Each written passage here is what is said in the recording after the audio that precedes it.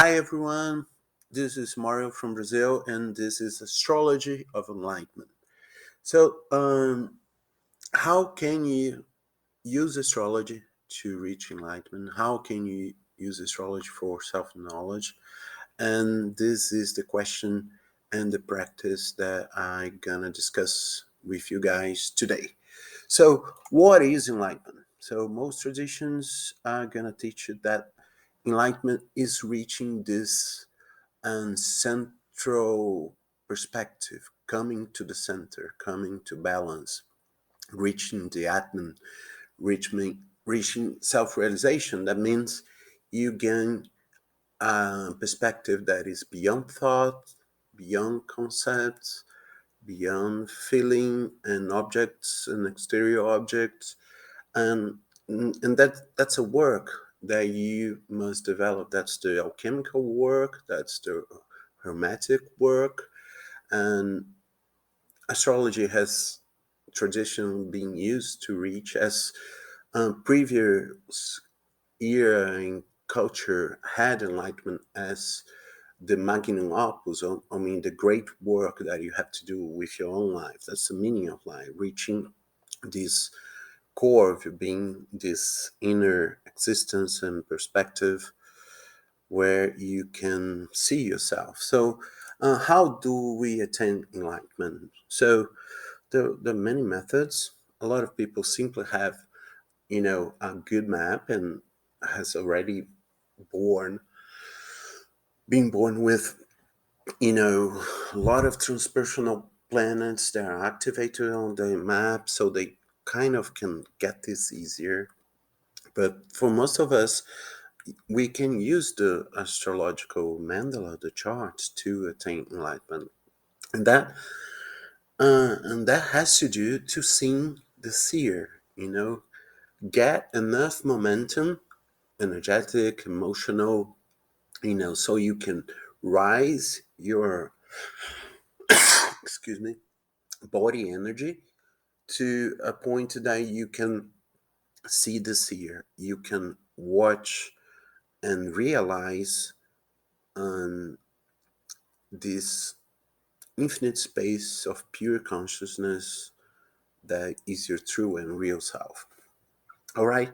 So how can we use astrology that way? So we have the chart. So any astrological chart can be seen as a mandala. What does a mandala mean? Usually we have mandala like with the four elements and a center.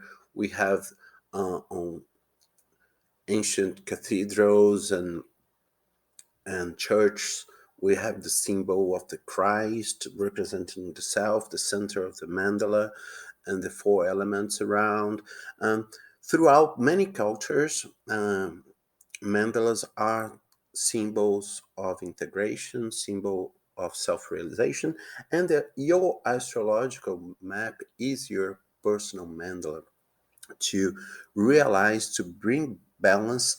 And what do you mean by realization? So, in astrology, we realize the self through the sun sign. So, if you look at the sun sign, it's a circle with a dot, a point of reference on the center of it. So, how can we reach this core? How can we come together and instead of have this perspective of planets coming around, we go to the center of the solar system, and every planet, every other energy moves um, around you. You are the center of this energy, so they're not pushing you anymore. You can say no. You can not. Um, if you decide you cannot necessarily, you cannot take those flow of energy that comes towards you in a cross or in a rising sign that usually is the symbol of astrology, but you can really come to the center of the mandala. So that's correspond to a wake up experience. But wake up to what? And that means wake up to the self, to your true self, to pure consciousness, to divine consciousness. And how can you use astrology to that? So I'm going to propose to you something that um, kind of happened to me that is a suggestion of a practice. So the first thing you should do to use astrology as a tool to self-realization is to know your chart, your astrological map by heart.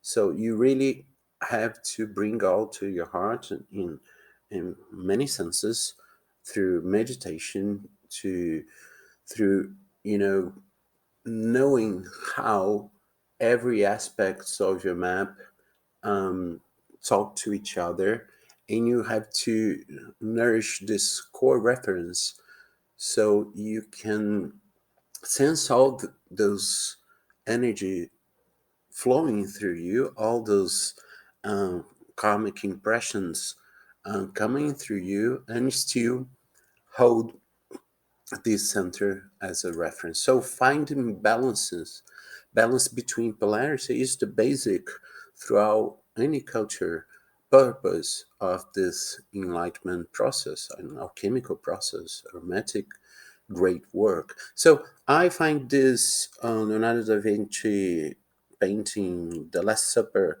amazing as a representation of what I'm talking about. First of all, it never happened like that.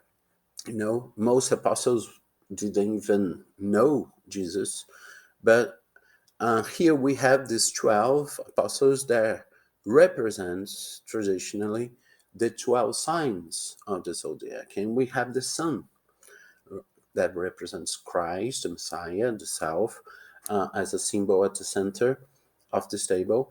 And you can see how each character looks at different directions. And Christ is a kind of looking inwards, with his arms open, serving.